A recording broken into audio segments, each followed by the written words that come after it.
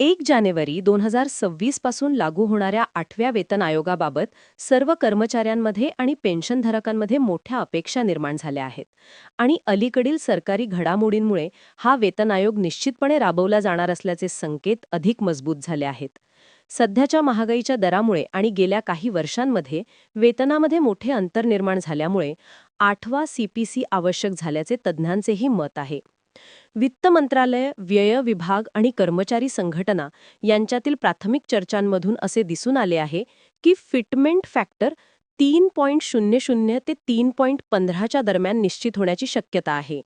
7th CPCचा fitment 2.57 होता, त्यामुळे यावेळी मोठी वाढ अपेक्षित आहे.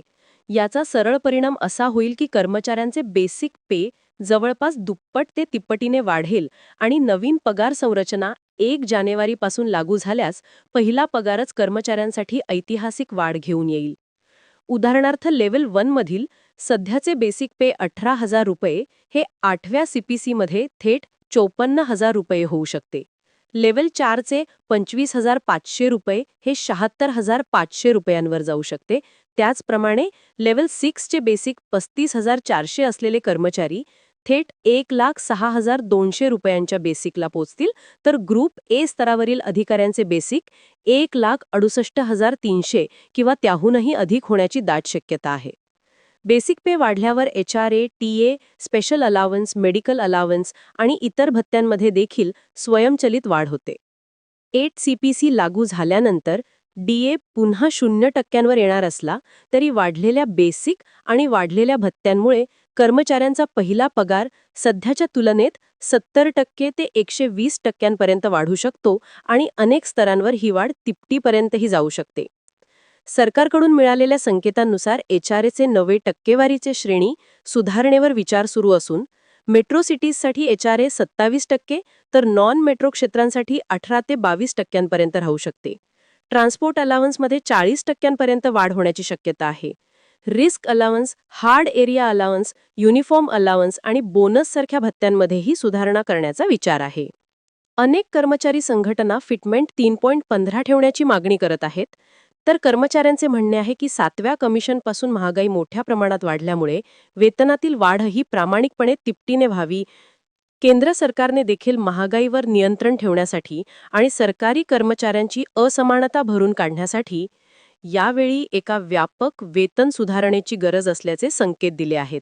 पेन्शनधारकांसाठीही हा आयोग अत्यंत फायद्याचा ठरणार आहे. सध्याची पेन्शन थेट फिटमेंट फॅक्टरने वाढवली जाते, त्यामुळे पेन्शनरचा बेसिक 20,000 रुपये असला तर ते थेट 60,000 रुपयांवर जाईल. फॅमिली पेन्शनमध्येही 40% ते 55% वाढ अपेक्षित आहे. 8 CPC लागू झाल्यानंतर पहिला पगार किंवा पहिली पेन्शन जेव्हा मिळेल तेव्हा कर्मचारी व पेन्शनधारकांना प्रत्यक्ष कॅश इन हँड मोठ्या प्रमाणात वाढलेली मिळेल. अनेक कर्मचाऱ्यांचा सध्याचा नेट पगार 55,000 रुपये ते 75,000 रुपयांच्या दरम्यान आहे, पण 8 CPC लागू झाल्यानंतर त्यांचा पहिला पगार 1,20,000 रुपये ते 1,50,000 रुपये या श्रेणीत मिळू शकतो. ही वाढ ऐतिहासिक वाढ मानली जात आहे. सध्या सरकारकडून पे रिव्ह्यू कमिटी गठीत करण्याची प्रक्रिया सुरू झाली असून तज्ज्ञ समिती DA, महागाई, वेतन अंतर, सरकारी महसूल आणि खर्च याचे संपूर्ण विश्लेषण करत आहे. यामुळे 8वा वेतन आयोग अंतिम टप्प्यात असल्याचे स्पष्ट झाले आहे. डिसेंबर 2025 किंवा जानेवारी 2026 मध्ये या आयोगासंबंधी मोठी अधिकृत घोषणा होण्याची शक्यता वाढली आहे. एकूण परिस्थिती पाहता 1 जानेवारी 2026 पासून केंद्र सरकारचे कर्मचारी, राज्यातील 8 CPC स्वीकारणारे कर्मचारी आणि देशभरातील पेन्शनधारकांना मोठी वाढ मिळणार आहे आणि हा वेतन आयोग आतापर्यंतचा सर्वात फायद्याचा आयोग ठरण्याची शक्यता आहे. त्यामुळे 1 जानेवारी पासून मिळणारा पहिला पगार हा कर्मचाऱ्यांच्या आर्थिक स्थितीत मोठा बदल घडवणारा, ऐतिहासिक मध्ये नोंदवला जाणारा आणि घराघरात आनंदाची बातमी घेऊन येणारा ठरणार आहे.